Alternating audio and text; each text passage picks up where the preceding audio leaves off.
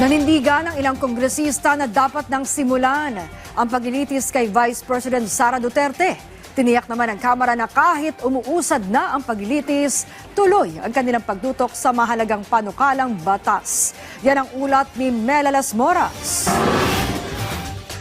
Hindi makakaapekto ang isasagawang impeachment trial ni Vice President Sara Duterte sa pagpasa ng Kongreso ng mahalagang panukalang batas. Yan ang tiniyak ni House Spokesperson Attorney Princess Abante sa gitna ng patuloy na pagsusulong ng mga kongresista ng impeachment complaint laban sa Vice Presidente. Ayon kay Attorney Abante, magkaiba naman ang legislative work ng mga mambabatas sa kanilang gampanin sa impeachment proceedings. Para sa Kamara, dun sa impeachment proceedings, nandiyan ang mga authorized na mga panel of public prosecutors, pero tuloy-tuloy naman ang trabaho dito sa Kamara para dun sa mga legislative measures na na-file na.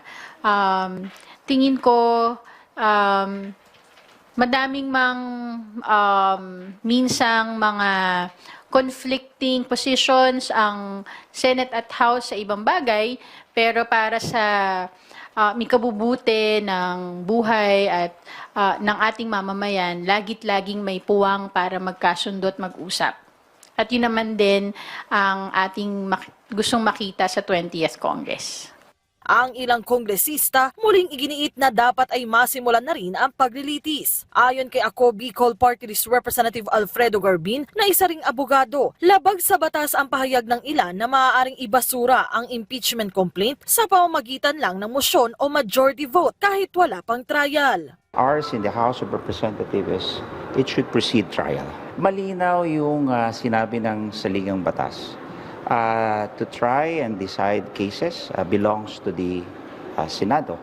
Sang-ayon din dyan si Akbayan Party List Representative Shell Jokno na inaasahang formal na ring mapapabilang sa House Prosecution Team kapag nagbalik sesyon na ang Kongreso.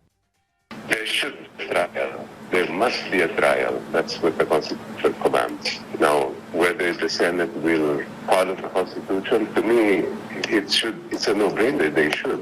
Now, whether they will is a question I cannot answer.